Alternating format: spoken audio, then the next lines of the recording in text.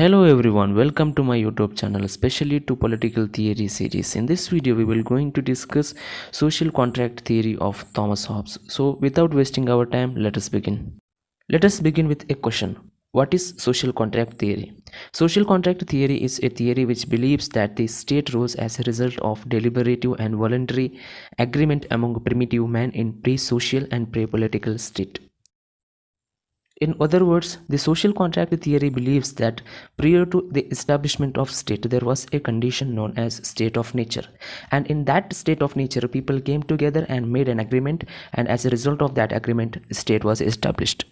Thomas Hobbes, a 17th century political philosopher, also the supporter of this social contract theory. Thomas Hobbes gave his ideas on the social contract theory in his masterpiece Leviathan.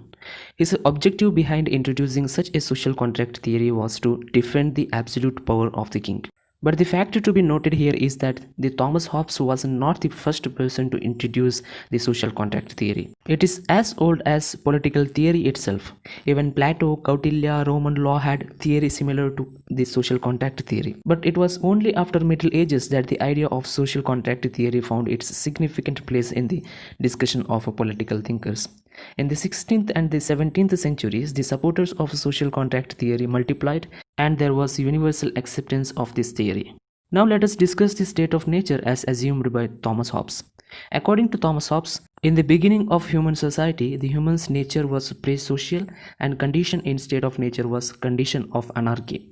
Men were brutal, selfish, egoistic, covetous and rapacious, and he never had a sense of right and wrong, good and bad.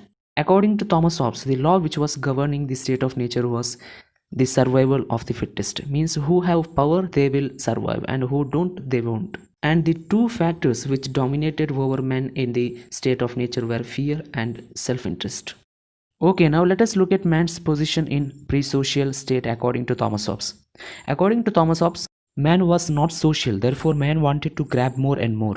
At the end, their selfishness and fear made them to wage endless wars with neighbors, which could be described as a case of war, every man against every man.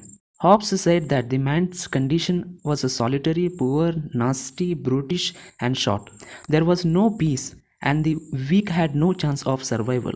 There was no morality and no consciousness of social obligations. And man loved power and took pleasure in exercising it.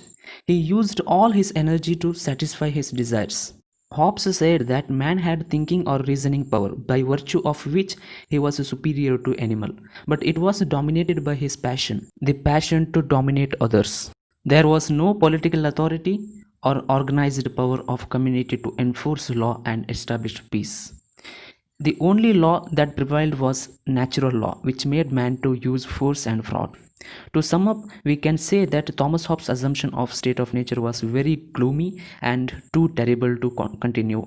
Since every man was the enemy of every other man, there was nothing but constant fear of insecurity. Finally, people decided to come out of the so-called state of nature.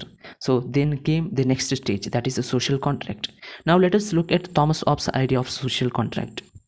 As we discussed earlier, the Thomas Hobbes concept of state of nature was brutal, and people decided to come out of such an horror and came together and decided to submit themselves to a political authority. They decided to submit because men desired for peace and security of life and property.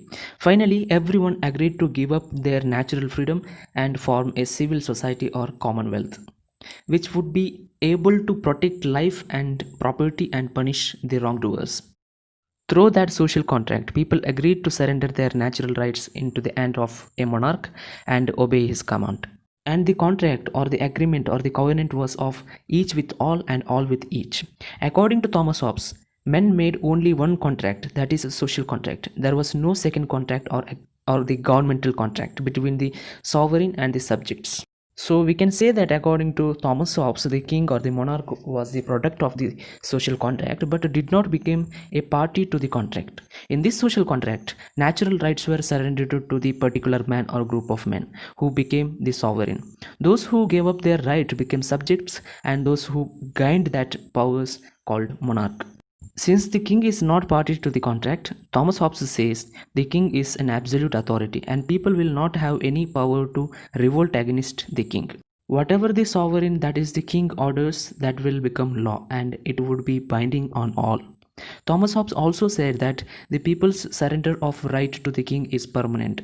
That's all for today. Thank you so much for watching this video. I hope you enjoyed. If you really liked my video, please give me a thumbs up, and for more videos please subscribe to my YouTube channel. Thank you.